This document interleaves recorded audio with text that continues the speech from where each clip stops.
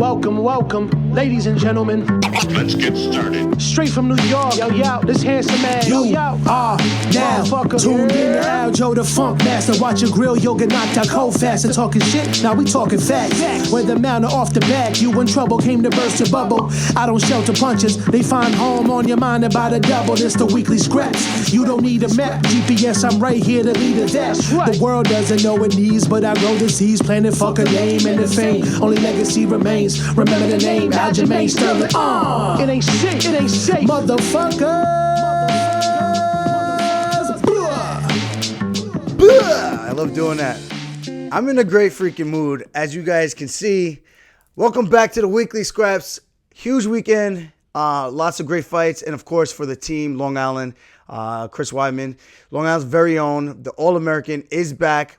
And I know there's been a lot of criticism about the fight and whatnot, but just to get the monkey off your back, I think that's a huge thing to do. A lot of people were counting him out, and even people close to him back home, like people that he knows as friends and whatnot. So for him to come out there, do what he do, especially gutted out that third round the way he did in that fashion, very dominant over the 11th rank, Omari Akhmedov, who he hasn't lost a fight in 6 fights. And he was on a 3-fight winning streak outside of the draw. And then you have the other fights that he won. So I think he deserves some respect for what he did, former champion. And I think, like people said, it wasn't the prettiest performance, and like Chris said as well. But he went out there, got it done against a very, very tough dude when his back was against the wall and everyone was counting him out. And I saw a couple of guys tweeting on Twitter that they lost a lot of money on Chris because they thought he was going to lose. And that's what you get. That's what you get. Don't you ever bet against the Chris, the one and only. We'll just get into the main card first. We'll talk Derek Lewis, Oleinik. I thought that was a great fight. Oleinik came out with the grappling heavy style that we expected. He had the scarf hold. He hit 2 sweeps that I love when you're in the half guard position. You get that underhook. You throw your opponent over the top. You elevate, you scrape the ankle, and you take the single leg, and allows you to either roll through sweep or you come up with the single and finish the takedown. And that's what he was able to do twice and reverse the position against Derek Lewis, who was heavy on top, landing some bombs. The ref had to tell him to watch the back of the head because he was throwing those lunch boxes and just swinging it with reckless abandon. And it was a good fight. I thought Lewis was probably going to get him out there in the first round, but eventually Oleinik was able to find the reversal and take Derek Lewis down with the sweep. That scarf hold looked tight. I was a little concerned that he was probably going to get the submission over him with that, and that would have sucked to see Derek Lewis, his big body, getting tapped out with a scarf hold in judo position. That's a miserable position. I've been in there many, many times with Merab, and my neck does not feel the same for the next week, maybe the next 2 weeks. So for Oleinik to put him in those tough positions, and for Derek Lewis to get out and then come out in that second round, and come out with it was kind of like a flying knee, but like a half flying knee, then landed a bomb of a right hand, dropped Oleinik, and did not let up. Herb Dean saw enough and stopped the fight. I was glad Herb, because he was on the backside, so he couldn't really see Oleinik's face. So good thing he saw that he was starting to go limp and just jumped in and stopped the fight. You don't need to see a guy take any more damage than that, especially being at 43 years old and Oleksiy Oleinik.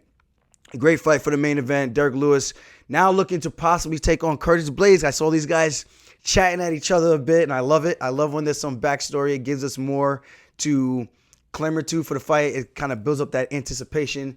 And I know Lewis was saying some stuff, saying he doesn't mind if he goes out there to take him down, and he wouldn't mind trying to actually take him down and land some ground and pound against Curtis Blaydes, the wrestler. So that's going to be a fun matchup. I think both guys want the fight, and I'm looking forward to seeing what happens with that.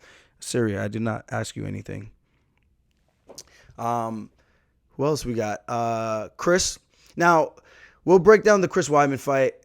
For me, the game plan was simple. We go out there and we use the All-American wrestling that we know we have in our back pocket, mixed in with our BJJ black belt, and not just a black belt, a Serra BJJ black belt. You guys heard the theme before. You guys know the MO. So he goes out there, gets it done. I think the output mixed in with the quarantine, the anxiety of the pressure of everything, I think that kind of fatigued him a little bit more than usual. But other than that, I mean, you couldn't ask for a more dominant performance in terms of the wrestling aspect and the jiu-jitsu. he controlled him for just about 4 minutes and 30 seconds of the very third round. Now, the first round, he got the takedown. It was a little bit back and forth. He was able to get back to his feet a couple times in Amari Akhmedov. Tough dude, strong dude. You guys see how he's built. He's put together like a chiseled statue, kind of like Yoel Romero. And for Chris to take him down multiple times and just keep the constant pressure. Now, the things that were scaring me a little bit was the exchanges to the body. When Chris, in the second round, was going for the takedown, Amari would stuff it, and then he was throwing strikes on Chris whenever he would take Chris down, and Chris would get back up, and he was just trying to throw those haymakers. That's pretty much his game plan. He comes out there, he throws a 3-2, or he throws a 2-3, sometimes an overhand. Occasionally he jabs, and sometimes he throws leg kicks. And if you throw a kick at him, he does a great job of catching it and landing a straight right cross, which he tried to do against Chris. And I think it clipped him or grazed him or might have missed. I think Chris rolled with it. But either way, those were the main things that were my concerns with this matchup. We knew we just couldn't stand in front. You have a 5-inch reach advantage on this guy.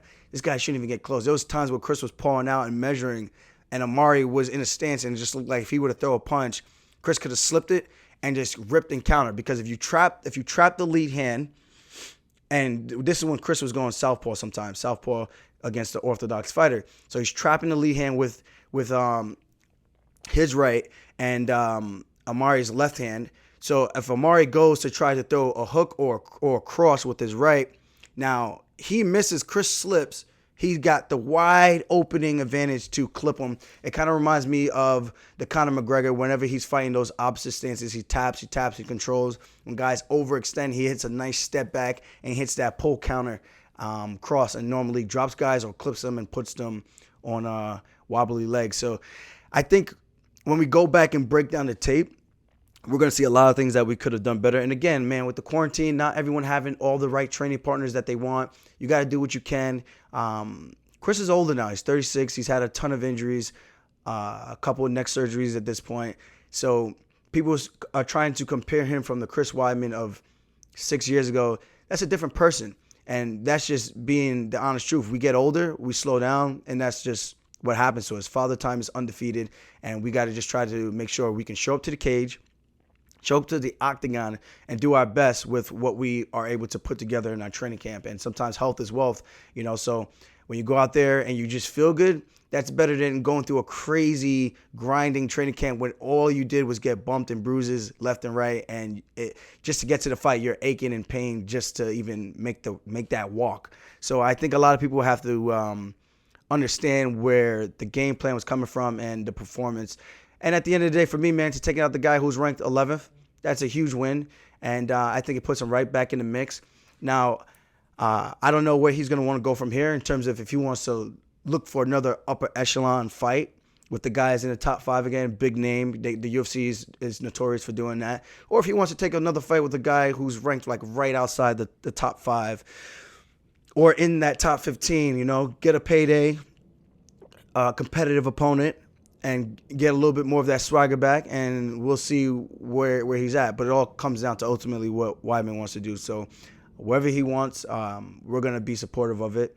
And I think he's got a lot more fight left in him and a couple more good performances left. So we're going to see where he goes from here, and I'm super excited about his future, especially for him. Like I said, man, for him to come back and get that win over a very tough dude, I think that speaks volumes. Man, people on Instagram and Twitter, you guys are brutal. Shame on you guys. You guys are brutal. That's why I'm like, man, they love you when you're winning. They hate you when you're losing, and they kick you down, So even just looking back, he beat Vitor Belfort, lost to Rockhold, Romero, Gegard Mousasi, came back, beat Gastelum, who was in the prime of his career and on top still, and ended up losing to Salza, Jacare, and Dominic Reyes, and came back and beat Amari. So I think for this, man, I think it's a huge pressure and a huge relief for him. So I'm just excited to see him in the win column and to see him in good spirits, and knowing that he still got it. And his wrestling and his jiu-jitsu is the best in the world. If I were him personally, I'm getting in shape just to out-grapple anybody for 15 to 25 minutes because he's that good on the ground. And that's all he needs to do to win these fights. Next up, we have Darren Stewart versus Maki Pitolo. That was a great fight. I thought Maki was looking good. I thought Darren Stewart was doing some good stuff with the combinations, but he looked a little bit slower than Maki. The body work that Maki Pitolo is known for, he didn't really get to implement that game plan. Darren Stewart kind of shut that down. Now, Maki pushed him against the cage, and I think with the speed disadvantage that Darren Stewart had, I felt that every time Maki stepped in, Darren would lower his head and almost just not really see where he was throwing his strikes, and Maki was able to get off and get out of there.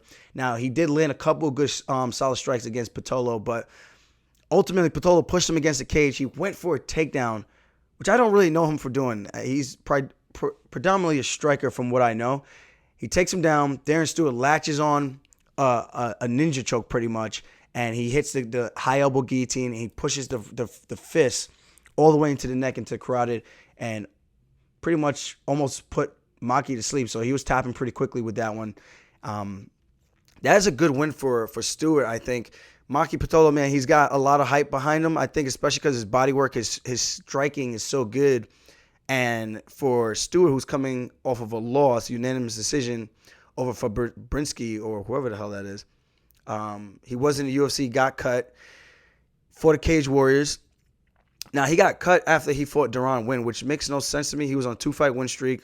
They cut him, and he lost to Fabrinsky at Cage Warriors decision and came back for a UFC reappearance, and he got a finish win over a very tough and game opponent in Maki Pitolo.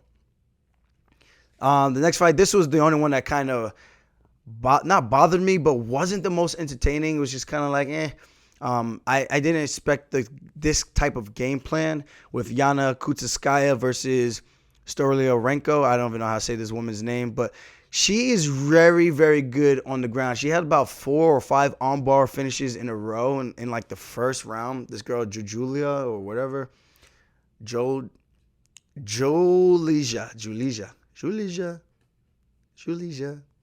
1, 2, 3. 3 armbar finishes, 3 of them in the first round. 4, 5 armbar finishes in the first round. And in some jiu-jitsu competitions, she had some armbar finishes as well. So, tough grappler. She was pulling guard. Every time Yana pushed her against the cage, she was trying to climb the cage. She was figure four-ing her leg in a weird way that I've never seen. Adamant on trying to get the fight to the ground.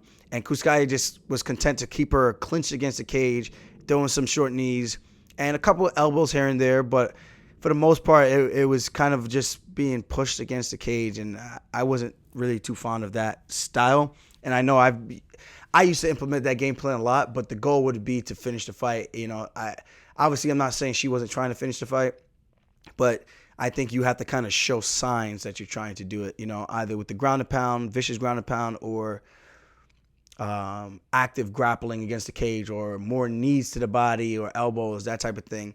And I think it's a good growing fight for her. I think this one was, I think she was coming off of a loss as well. Yeah, she was coming off a loss to Aspen Ladd. So for her to just get back into the win column after being finished in the third round, I think this was more of like getting the monkey off your back and just getting a W. So good job for her. And we'll see what's next for her. Because I think she has good striking. At the end of that fight, she was throwing some side kicks and stuff like that. And I thought she had some really cool stuff that she could throw, but she wasn't really opening up. Every time she had the opportunity to jam her up and press her against the cage, she took every opportunity. And I'm just call her JS.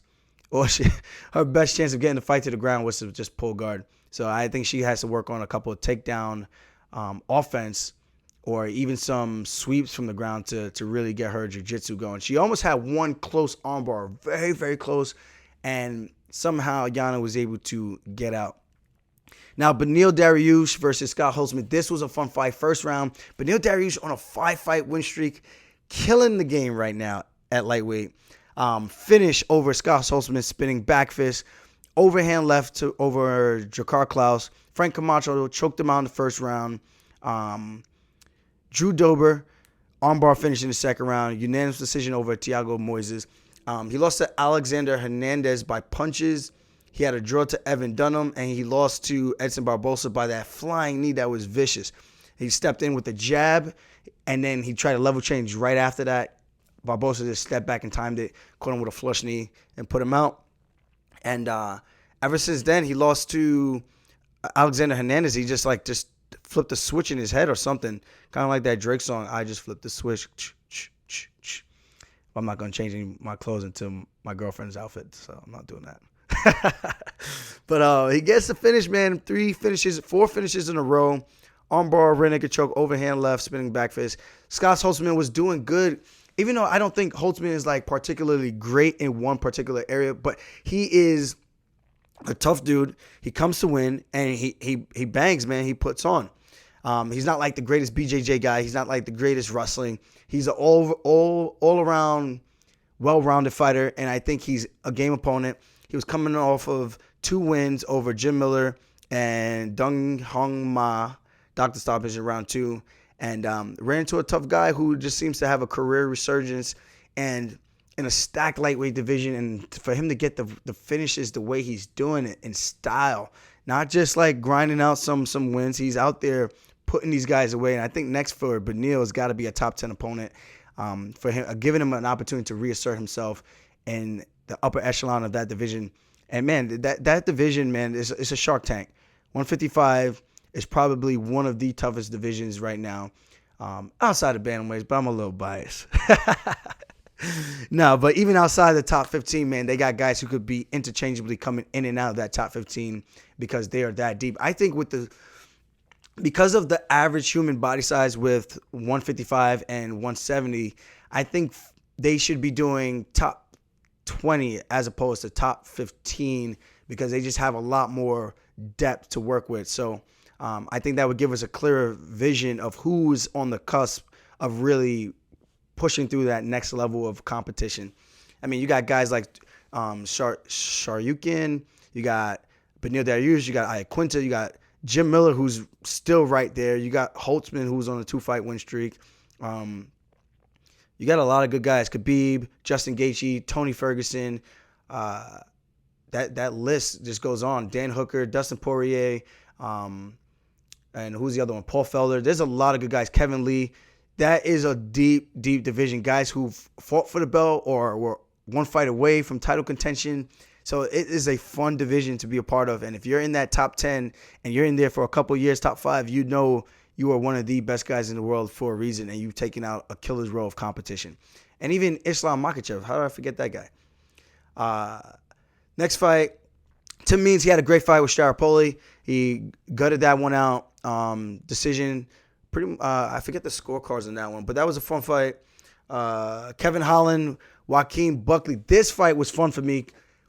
Holland talking shit the entire time during the fight was hysterical. I had to go back and rewind just to hear some of the stuff that he was saying. I thought it was just funny as hell. Just telling him, I'm like, he's telling the guy he's going to fuck him up. And then after that, he's telling him, but you a good ass dude though.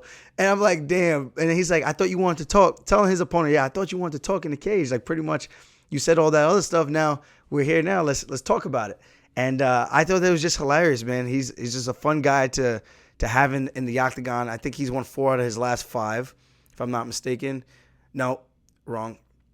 He made his debut over Thiago Santos after winning on Dana White's Contender Series. Beat John Phillips, beat Mershot, beat Alessio Di Chirico. So he won those 3. Lost to Brendan Allen, and then came back and beat Anthony Hernandez. And he just beat Joaquin Buckley by finish. That right cross, he pinned that thing so beautifully in that 3rd round. 32 seconds in. The first one dropped him in the 1st round. He came back. Joaquin was throwing haymakers, but the height deficit, that was unreal because you see this guy who's built like Yoel Romero, but a lot shorter at 185. And he had a couple of knockout finishes, and the guy was just winging hooks left and right, left hook, right hook, left hook, right hook. And you see Holland just turning, covering, one hand down, shoulder rolling like he's in a boxing match. And that was probably the most impressive thing because he was so defensively sound. There was one time I was nervous. He threw a spinning back fist and he missed, and he had his hands down, and Joaquin stepped in. He threw a haymaker and it just grazed the top of his head. I was like, dude, he could have got knocked the fuck out right there. That was so bad. Really, really close. And came back. Well, he didn't really come back. He just picked up where he left off and just kept piecing him up. And eventually that 1-2. So from the southpaw orthodox stance, now Holland is the orthodox fighter. He throws a jab, and Joaquin, he ends up trying to slip. He slips to his right.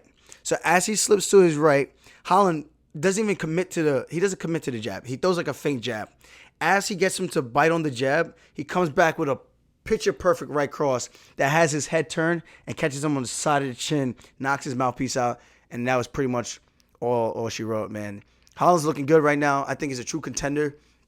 Young guy, forced to be reckoned with, I think. Barely cuts any weight for the weight class. Super light. I think he walks around like 190. Doesn't want to cut down to 170. I get it. He's got the range. He's got the athletic ability. He's raw. And he doesn't fight with any type of particular style. He was doing karate chops and shit like that in there. I was like, dude, this guy is hilarious. He's a fun, like I said, he's a fun fighter to watch. And I'm excited to see what's next for him. I think he's going to be a true contender in this weight class. As long as he keeps improving, he's hard to hit. His grappling is funky. He doesn't do like the traditional orthodox things. And I think his length helps him to get away with a lot of stuff. And I think he's going to be a hard puzzle to figure out because you don't really know. I don't think he really knows what he's going to do. He's just kind of freestyling in there. The front kicks, taking his time, but he's calm and he's reading everything. And I think that's what is my indicator for a good fighter who can read the situation, assess it, pick your shots, and just kind of just have fun while you're out there. Other good fights. There was a lot of good fights on this. Andrew Sanchez looked great against Thurman. He's predominantly a wrestler. I think he was an NAIA two-time champion or something like that. The commentators were saying. I know he was a wrestler, but he goes out there, shows amazing boxing, and eventually gets to finish with the cross. And I was shocked. I didn't think that fight was going to go that way. He lost to Marvin Vettori before this by decision, and he comes back and knocks out Wellington Thurman, which I don't know. I just didn't see that fight going the way he did. I thought it was going to be more of a grinding match, but he showed huge improvements in his striking and that karate style. He was bouncing in and out, darting in with the 1-2, and I think he's training up there with Faraz Zahabi and those guys now. I think that's who I saw in his corner. So I'm excited to see what's going to happen for his near future, just because if he's with Faraz, I think some good things are going to happen. I do remember him coming down to the gym to train with Weidman a while back. I don't know whatever happened with that. I don't know if he was with Mark Henry and he came down to do some cross training, but I haven't seen him since then. Dun, dun, dun. Next fight, Gavin Tucker versus Justin Jaynes. That fight was fun as fuck. Gavin Tucker was a guy that I was looking forward to when he made his UFC debut back in, when was it? Against Sam Cecilia, 2017 in February. He is a fun fighter. If you watch this fight, he only lost to Rick Glenn, and then he got hurt sometime after 2000. So he fought 2017 twice. Didn't fight again until 2019, and took some time off again. I guess he kept getting injured, they said, but he was coming off a win, came back for Justin Jaynes in a barn burner fight. But his striking looks so crisp. His Muay Thai, his feints. Now, if you watch the way he moves, there's only a few guys I've ever said this about. They have this ability to have like their quick twitch muscles, the way they feint, the way they read their opponents, the way they move around in the octagon with either his wrestling, jiu-jitsu, just like freak athletes. Gavin Tucker, to me, seems to be that guy at featherweight. I think he has a real slick way of maneuvering around the cage. If you watch some of the stuff he was doing, where he was throwing the kicks, I hope I didn't bounce out. Something I hate about this fucking GoPro, it stops recording sometimes. Yes, it did. If you watch the way Gavin Tucker was throwing those kicks, he would feint the knee, show a quick twitch, and then he'll throw the head kick from the southpaw position, strong grappler, and he'll step in, feint with the right, and he'll step in with the left knee. And as soon as he get in close, he was fading, level changing, rolling, and then coming back with a big right hook, big left knee, or a big left head kick. And I just think his striking just looked phenomenal. Justin Jaynes almost put him out with the uppercut. He throws a big right hand, big cross, comes underneath it with a 2. Not a 2, that would be a 5. Yeah, so a 2-5, pops him underneath his shell defense, drops him. I thought the fight was over. He pushes the pace, almost chokes him out with the guillotine. Gavin almost loses his shorts. His whole ass is out for the most part in his spandex, not his butt cheeks, like literally.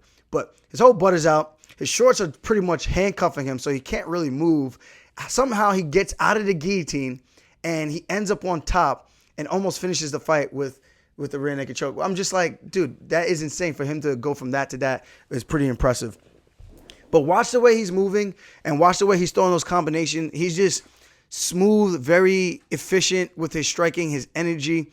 And like I said, he was a guy I was excited about when he made his debut the very, very first time. I didn't know who he was, but when I watched him, I was like, this kid is fucking good. Like, throwing some hammers out there. That left head kick, then he started going to the body. And what I thought was even more beautiful was that push kick. I know Paul Felder kept calling it a teep, but I didn't really call it. That's not really a teep when it's the rear leg. That's more of a push kick.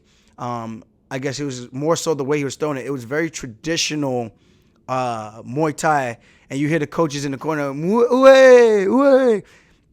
Fun fighter, man. Perfect performance. I thought it was great.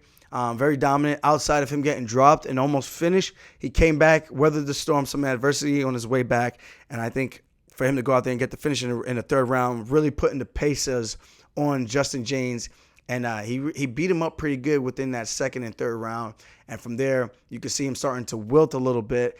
And eventually, Jaynes shot. He takes him down by stuffing the shot, spins around, and throws the hooks in and finishes the fight. Youssef Zalal, the Moroccan Devil. This kid is fun to watch. Takes on Peter Barrett. Beat him up pretty good. Very one-sided performance. I think this is his third fight in the UFC in like 6 weeks. Yep. He fought June 27th. Now he just fought. And his last fight was February over Austin Lingo. 4-fight win streak. 3-fight win streak in the UFC. The sky's the limit for this kid. He's not the biggest guy, not the biggest power puncher, but he's finesse. And I think he's very creative in there. Spinning back kick to the face, almost finished the fight. Displaying some high IQ with the grappling.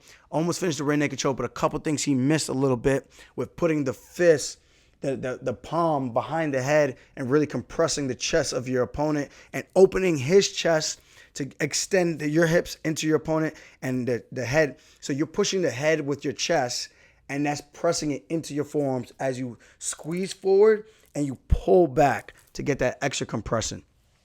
That was a good fight, man. Fun fight for him. And I was really excited about that one. I wasn't sure that kid, Peter Barrett, was going to survive that first round, but he was able to do it, man. It's pretty crazy how training with guys like this, and you go out there and you see how well they do and how much fun they're having in the octagon, and they're just going out there and flowing.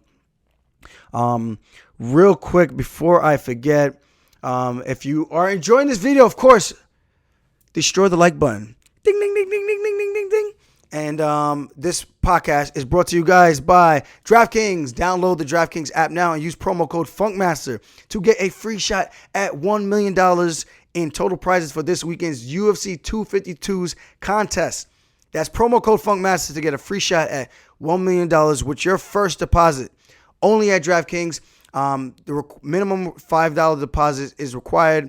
Eligibility restrictions apply. See DraftKings.com for more details. So if you put in a deposit of $5 or use my promo code, you will get one free entry at any one of the contests. Go check out DraftKings.com and go make your lineup. If you don't know what DraftKings is, it's a daily fantasy draft. So you go out there, you make your picks, you make your team, and if you win big. Let's go. Now, we got another card coming up, UFC 252. Super excited about this fight. Now, of course, there's a lot of good things going on. We got the trilogy rematch with Stipe Miocic versus Daniel Cormier. Now, DC wins the first one. Stipe comes back in rare form and wins the second one after a much more contested battle. And now we're going to settle this again and see who is the real kingpin of the heavyweight division. And I'm excited about this one. I don't know which way I'm going to go for multiple reasons. I don't know what DC's game plan is going to be. Is he going to address the mummy defense that he does, where he steps in, looks for the underhook, and goes for the dirty boxing with the right hand? Because when he does that, If Stipe feints him and DC bites too much, that leaves him open for those body shots. Maybe Stipe even decides to throw a kick there instead, but he leaves at the risk of getting that kick caught. So it really depends on what approach both of these guys are using and what did they learn from each other in their first matchup. I'm excited about this one. I'm not sure which way I'm leaning. Now, for this matchup, let me see what the DraftKings lineup has Stipe at. Stipe is $8,200 for your DraftKings pick, and DC is $8,000 for your DraftKings lineup salary cap. So whichever one you pick, score some points. The highest salary cap on this one is actually Sean O'Malley, but I think that's a pretty good chance for both of these guys because we know this fight could potentially be finished early. We've seen DC do it. We've seen Stipe stop him later in the rounds. And both guys land a lot of significant strikes. We know DC gets a lot of takedowns. So those guys are probably going to be in a lot of people's lineup for points. Shit, man. This is a tough one to call. I really don't know. DC did a great job with the grappling in the first round and in some of the second, and then got away from it. He fell in love with the striking in that fight with Stipe, who is the better boxer in my opinion. But I think Stipe figured out that if he just keeps attacking up top, he's going to have a little bit more difficulty with the shorter man. So he started digging into that body, and you see him really ripping into those liver shots, and DC was really feeling them. So, again, I think it comes down to the approach from both guys. We're not sure how hard DC's training. He's a lot older. I know he's had some injuries. So we got to keep that in mind when you're making your picks.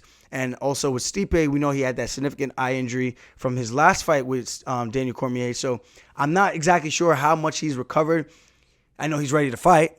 And he did the whole thing with the first responder during the quarantine, helping out. Kudos to Stipe for that. That was a remarkable and brave thing for him to do, to stick to his guns with his job and his duty to the people of Ohio. I love that about him. I really love both guys, man. I would hate to see either man lose. It'd be nice to see DC go out on top. It'd be nice to see Stipe show that he's still the kingpin and the baddest man on the planet.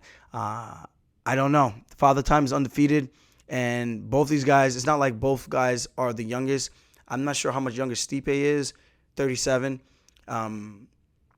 Man, may the better man win. I'm excited for this one. I can't pick. I can't call it.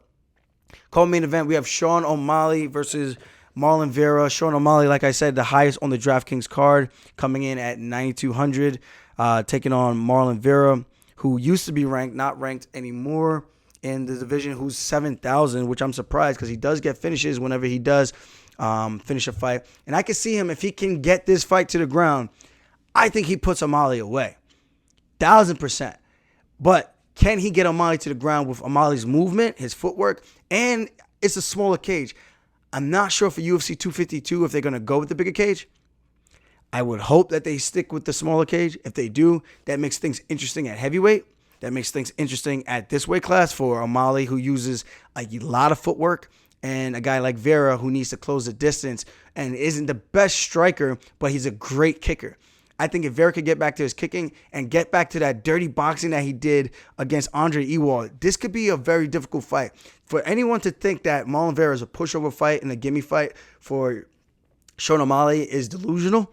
I think Vera is more tested. I think he's been in there with some of the best guys and beat some of the best guys.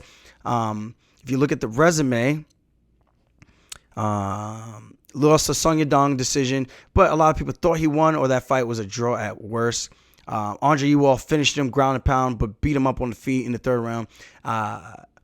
Nolan Hernandez, second round, rear naked choke. Frankie Saenz, punches in round one. Kennedy Guido beat him up in round two. Burin body shots in round three. So he's on a 1, 2, 3, 4, 5 fight before he lost to Song Yadong. But before that, he was ranked. He lost to Douglas Andrade's decision and John Lineker by decision. He beat Kelleher by round one armbar, beat Brad Pickett. So he's kind of up and down. But when he's fought the top of the division, he's had some difficulty. Now, we're going to have to find out, is O'Malley top of the division or not? He's ranked 14th, but by beating who? You know? And not saying the kid's not good. He's a special talent. But how good is Sean O'Malley? We're going to find out, because this is going to be his toughest test to date. Will it be the toughest opponent in the weight class? Hell no. That's the champ. Those are the guys ranked in the top 5. But we're gonna get a good idea of where O'Malley really is in his career, and I could see Merab calling him out if he does get the job done. But again, you can't count out Marlon Vera. I would not be surprised. I think sometimes Chito gets in his own head.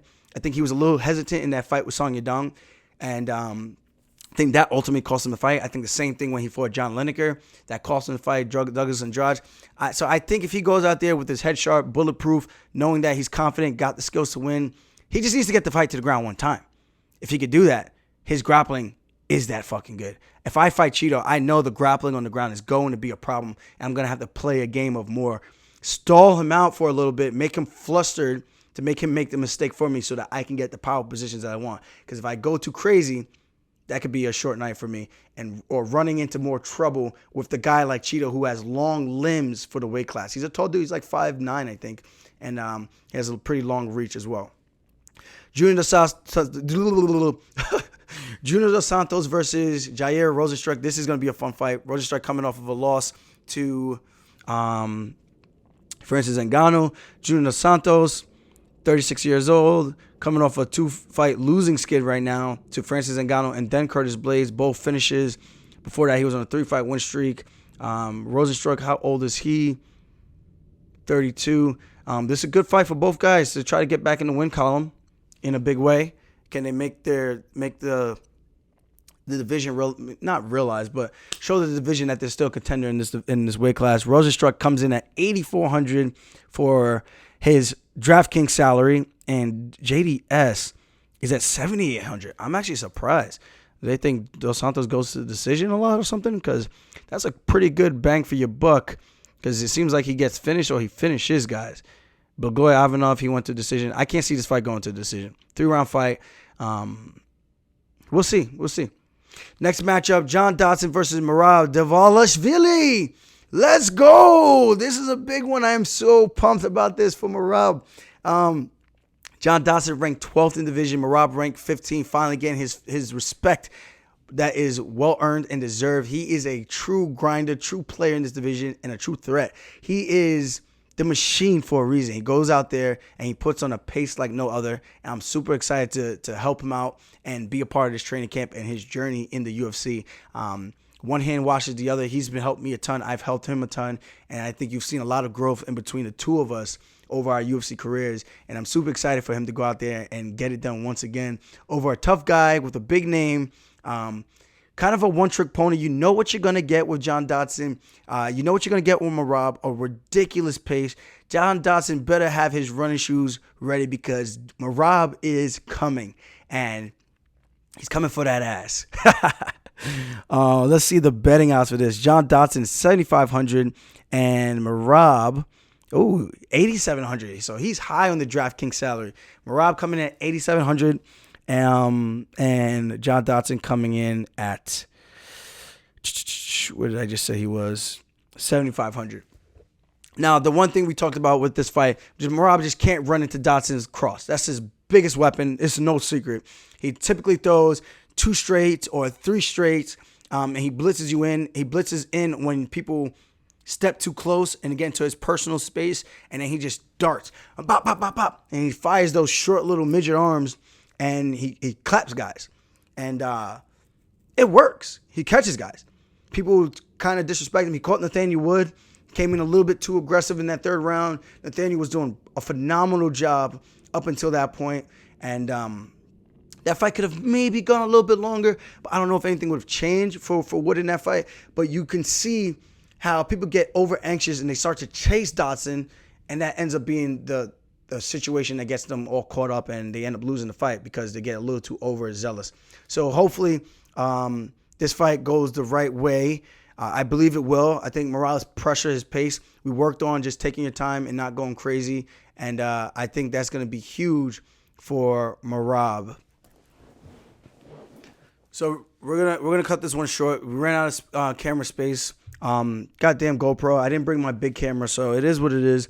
But either way, man, there's a lot of fun fights on this card. We finally got to see Kutalaba versus Ankalaev, the rematch, when he was pretending that he was rocked, and then the ref stepped in when he was still standing, and then he's just like, yo, bro, come on.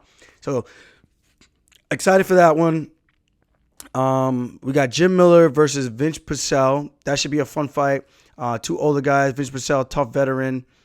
He's 37 years old, and he's coming off a win over Roosevelt Roberts decision. That was actually a good fight. I remember that one. Jim Miller, 32-14 record, 36 years old. Oh, he's only 36. I feel like he's been around forever. He beat Roosevelt Roberts too. Who had the better win? We're going to find out. the common opponent. Ashley Yoder versus Salza. We have Herbert Burns versus Daniel Pineda. This is the return of Daniel Pineda from a very long time. When was he in the UFC? So no contest. PFL. No contest. Kai Bulayev. PFL. Leg kicks, hooks, guillotine. I don't know whatever happened with that. Ray Trujillo. Fury FC. He went on a 1, 2, 3, 4 fight win streak. He went to Bellator. So his last fight in the UFC was against Robert Whiteford. He lost by decision. Before that, he lost to Diego Brandao by decision. He's a sick grappler. I got to grapple with him when I went down to, 4-ounce MMA in Texas. That was a good time. I got to meet Mick Maynard. Actually, I didn't meet Mick. I found out Mick was down there, and he was training down there, and I met Mick like shortly after. And yeah, we just talked about my trip down there and my visit. And he's like, yeah, this is the place I started training and whatnot. So it was cool, man. So that's where he trains. I think he's still down there in Texas. And it was a fun experience. And I got to roll with Daniel. I think he's a very good grappler, very good wrestler. And I'm excited for this one. Herbert Burns is a good BJJ guy. His brother, obviously, the number one contender right now to fight Kamaru Usman. And I think Herbert Burns is looking sharp right now. So this is a tough return for Daniel Pineda for sure. Herbert Burns on a 1, 2, 3, 4, 5 fight win streak. Finish over Dunham. Finish over Landwehr. Finish over Minor. Finish over Gomez. Finish over Norset. So big fight, man. This is a big fight for both guys. I think Burns wins this and he asserts himself to upper echelon of that division at 145 for sure, no questions asked. So Pineda's got his hands full. Let's see if he can use his wrestling game to stifle the striking abilities, because Burns can strike. He showed some really good striking in his last 2 UFC performances, and this is going to be his 3rd one to date. So looking forward to that one. Felice Herrig versus Jandi Roba. I didn't even know if Felice Herrig was still fighting, because I haven't seen her in a while. She is 35 years old. She lost her last 2 to Michelle Watterson decision and Carolina Kowace-Kaswick by split decision. But before that, she won 4 in a row. Caitlin Curran, Alexa Grasso, Justin Kish, and Courtney Casey by split decision. So check those out. Going to be a good fight. Like I said, we got a guy Merab fighting. 2020, our team is just on fire. I got no real concern. And if you feel good about this fight card from Merab, hit that like button. I don't know how this YouTube algorithm stuff works, but I'm excited, man. It's going to be a fun time. I might not be in the corner. I might still undecided about that because I want to, what would it call it? I want to let Pumi, who's the same height as John Dodson, be the partner that he could work with, because with the quarantine, only the guys that are going to be in your corner can be in the hotel. So I'm undecided on that, because if I am, I'm not sure if I'm in shape to give Merab the full amount of rounds. I mean, I could sack up and do it, but I just don't want to be lazy about it. I want to make sure he can lose the weight efficiently and still get the proper looks with a guy his size and that has shorter reach. My arms are much longer than Pumi's and a little much longer than Merab's as well. So if he can get Pumi to give him those looks, Pumi Nakuda 1-0 pro, undefeated amateur fighter, I think that would be a much more beneficial thing. And I'm a team player, man. I don't need to be in the spotlight. You know, obviously he trusts his Pumi, and he's been training with him for a while now. So for him to go out there would be just like the last fight with Gustavo Lopez, who I actually trained with not too long ago while I'm out here in Vegas and with Casey Housestegs. So I don't know. We got to figure that part out. I'm gonna talk to him hopefully today or tomorrow and see what we can do to make sure we're giving him the best opportunity to win. If he wants me for the grappling advice, great. But he's got Matt Serra there. The only thing is that I would help out differently would be the cage situations and they're wrestling. That's really it. But for this one, he's got Ray. He knows what to do there. He's got Pumi to help him lose weight. He's got me to help him lose weight. So whichever way he decides to go, I'm excited, and I'm going to back him 110%. My house is supposed to close tomorrow. I'm excited. Let's fucking go. 2020, man. We just can't lose. Knock on wood. But as always, man, thank you guys for always tuning in. If you like my shit, subscribe to my shit or spin it. Back fist, baby. Bow, bow, bow, bow. Boop. Beep, boop. Later, guys. Peace.